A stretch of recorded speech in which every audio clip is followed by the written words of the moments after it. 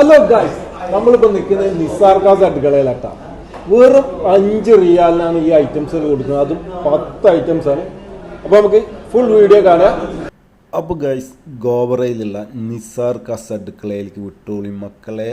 500-ാം plate കഴിക്കുന്നുണ്ട്. വെറും 5 റിയാലിനാട്ടോ ഇത് കൊടുക്കുന്നത്.